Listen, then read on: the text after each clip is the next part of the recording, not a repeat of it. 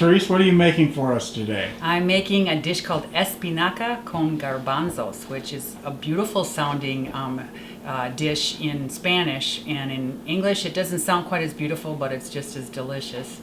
Okay. It's spinach with chickpeas. Fresh Spinach nice. with chickpeas. And where did you come up with this recipe? Well, it's a traditional dish in tapas bars in Spain, and many years ago when I was spent some time in southern Spain, every tapas bar that we went to served espinaca con garbanzos, and it's kind of like a thick spread or dip that they cook up with spinach and lots of yummy garlic, olive oil, really good Spanish flavors, and then chickpeas, and they spread it on French bread, and they eat it with wine or beer. It's just fabulous. And you say some of the ingredients come from the farmer's market? Absolutely. Spinach is such a great farmer's market ingredient because, except for maybe the very hottest months of the summer season, spinach is in season in spring. It's definitely in season in fall for the second planting of it, and also in winter you can get spinach from hydroponics and from hoop houses in the winter. So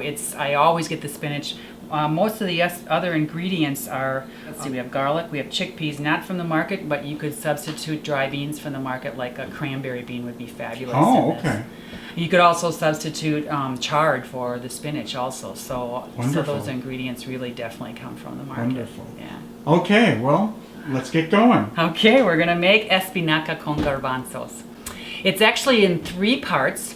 And I'll just tell you what the 3 parts are. We're going to cook some spinach and chop it up. We're going to make kind of a thickening seasoning paste with garlic and bread, and then we're going to cook everything together, the herbs, the spinach, the chickpeas, and the thickening spread together in a fry pan, and then we'll finish it off with some French bread to eat. Take about 3/4 pound of fresh spinach leaves, and this is one where you wouldn't necessarily want the super fine spinach. You can use the tougher spinach too, because you're going to be cooking it. If it has a little bit of the stems on it, use the stems. They're delicious and they're wonderful in this recipe too. Those sweet stems can be just fabulous. You don't need to cut them off. You really don't.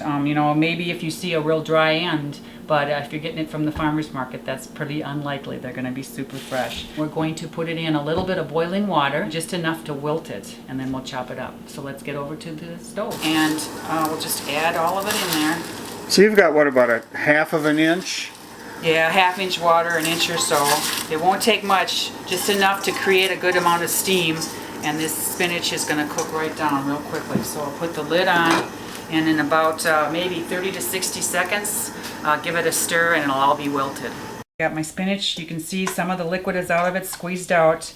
You don't have to get all of it out. It doesn't have to be super dry, and you just dump that onto the cutting board, and we're going to chop it down fairly finely, but this is a rough chop. It doesn't have to be perfect. The spinach got a gorgeous green color. Yeah, it does. Yeah. And it will stay nicely. It gets a little bit darker as it cooks. The second step is we're going to make a flavored or a garlicky thickening paste. This is going to help thicken the juices later on.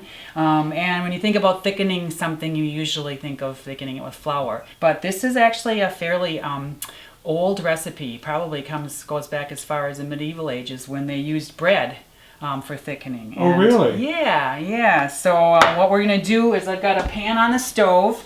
And first I'm going to take a couple of garlic cloves. This is a very garlicky dish, and I'm just going to take the skins off, and you just do that very simply by smacking the garlic clove with something hard like your knife, and the skin comes off very easily. Oh, that's neat. The skin goes in the compost. And you don't have to slice or chop this one because we're going to smash it up later with the bread. So I'm just taking off the ends, and the spinach is ready to go. And I've got a piece of French bread. It can be a dry piece, or this is actually a fresh piece, about 1/4 inch or so, 1/2 inch or so thick. So, and olive oil is the other ingredient for this step. So let's go back to the stove. I've got about 1 tablespoon of oil in the pan, and I'm making sure it gets nice and hot. I want it to just sizzle a little bit once you put the garlic and bread in. So there, we got a little bit of a sizzle happening. And we're going to cook it until both are lightly brown. The garlic's going to cook pretty fast. See how that's getting brown there? That's beautiful. And that's just French bread.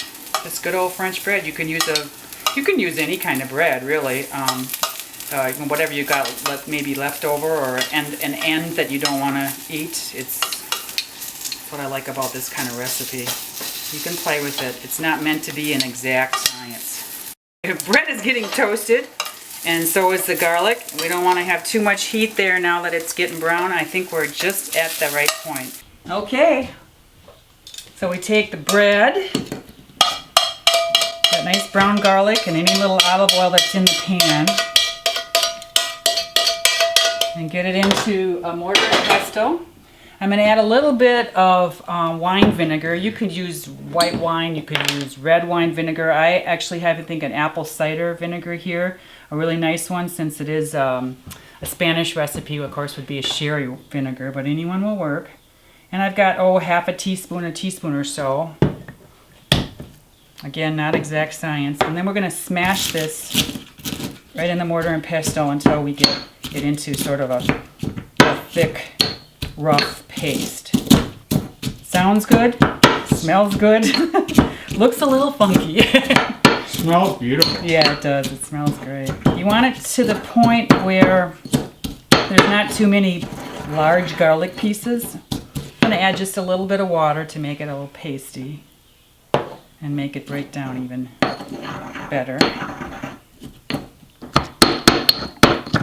And there's our thickening paste. That's step 2. That's a nice fruity smelling olive oil. And again, I want to get the pan good and hot. Doesn't have to be super sizzling hot, but enough so that you do hear a little bit of a sizzle.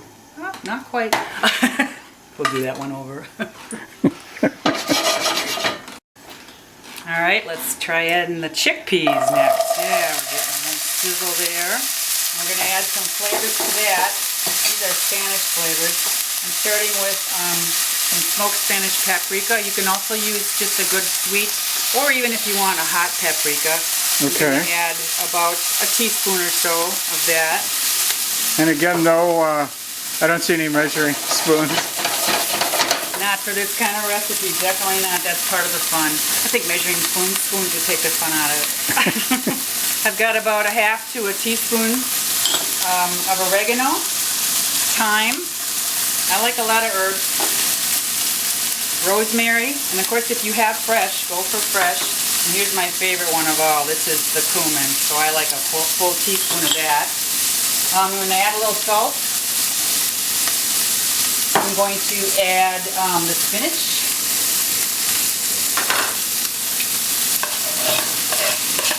Isn't that beautiful? That's gorgeous. Wait till you taste it. And I'm going to put our thickening paste in and also add some water. And we're almost done, believe it or not. Wow. I've got, maybe a half a cup of water here. You can always add more if you need to. Just stir that around. Those flavors are going to blend. If you want a little more spiciness, which I do, we're going to add a little bit of some pepper seasoning. This is actually from out of our gourd, I believe. And that's going to bring up the spice. And you're going to let it cook to absorb the liquid and to combine everything. And once that's all together really well, what I like to do is turn off the heat and let it sit for 10 or 15 minutes. And then you can actually eat it warm or hot at that time. It's also good cold. So I'm still mixing everything in. Some people like more spinach, some people like more chickpeas. It's really up to you.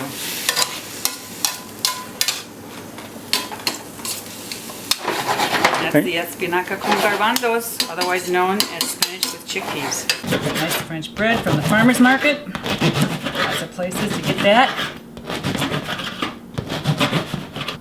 In Spain, you would get it on a small plate, but we're gonna do a larger plate. When you say tapas, what is that exactly? Tapas basically is our appetizers. Okay. Small plates of things, and there's a wonderful tradition in Spain, and it's getting very popular. It has become very popular also in the United States, of having small plates of many different things. And what they do in Spain that was just so social and wonderful, and really to me reflects the whole Spanish culture in a way, is they'll go after work, and that's late in the evening, usually 8 or 9 o'clock, and stop at a tapas bar, have a small glass of wine or a glass of beer, and meet friends and have 1 or 2 tapas before they head home. Nice. And it's just a wonderful tradition. You can actually make a whole meal out of tapas too.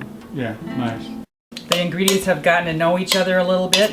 The flavors have developed. You can check to see if you like a little more salt or pepper or any of the other seasonings at this point. And then when it gets to the point you like it, just put it right on the plate. Pile it up on the plate. Get a spoon or 2. And we'll dig into espinaca con garbanzos. Something really good for spinach. A lot of spinach and a lot of goodness.